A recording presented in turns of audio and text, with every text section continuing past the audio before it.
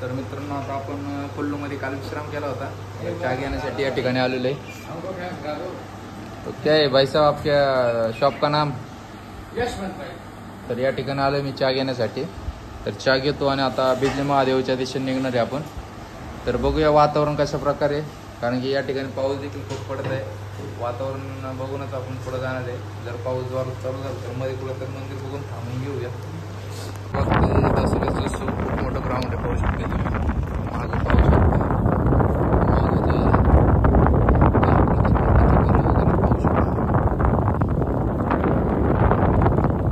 तर हे पाहू शकता ब्रिज कशा प्रकारे लागलेले आहे, खालून नदी वाहत आहे, पाहू शकताय।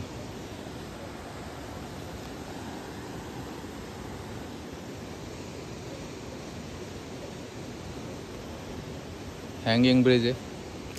नमस्कार मित्रांनो, तर खूप टॉपला आलेलो आहे मी। या ठिकाणी बघू शकता असं हिमाचल सफरचंदाचे झाड आहेत, खूप झाड आहेत। आणि हे एक सफरचंद आपल्याला एका फळ तोडत होता सफरचंद त्यांनी दिलेले, पाहू शकताय। तर आता तर काय अशा प्रकारे ट्रॅकिंग हे पाहू शकताय, पायऱ्या आहेत। तर खालून पाहू शकता कुल्लू पूर्ण गाव दिसत आहे या ठिकाणी। आता आपण वर पोहोचलेलो आहे, तर त्या ठिकाणी मंदिर पाहू शकता तुम्ही। तर मंदिराकडे जायचं आपल्याला, या ठिकाणचा व्ह्यू पाहू शकता तुम्ही। पूर्ण ढग या ठिकाणी दिसल्यासारखं वाटतंय, पाहू शकताय।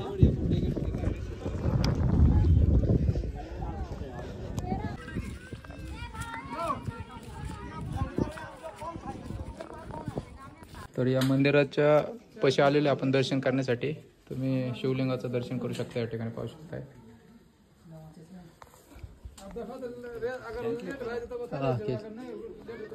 तर हे आहे बोर्ड पाहू शकता, जय बिजली महादेव। आणि मंदिर देखील खूप सुंदर आहे। या ठिकाणी असं देखील मानलं जाते 12 वर्षातून एकदा या ठिकाणी शिवलिंगावर वीज पडली जाते आणि ते विजेमुळं शिवलिंगाचे तुकडे होतात। त्यानंतर या ठिकाणचे जे पुजारी आहे ते पूर्ण गावाकडून जे व्हाईट मक्कन असते ते व्हाईट मक्कन गोळा करून शिवलिंग सारखा आकार देतात आणि दुसऱ्या दिवशी बघितलं तर ते शिवलिंग होऊन जातं। तर अशा प्रकारे या ठिकाणची मान्यता आहे।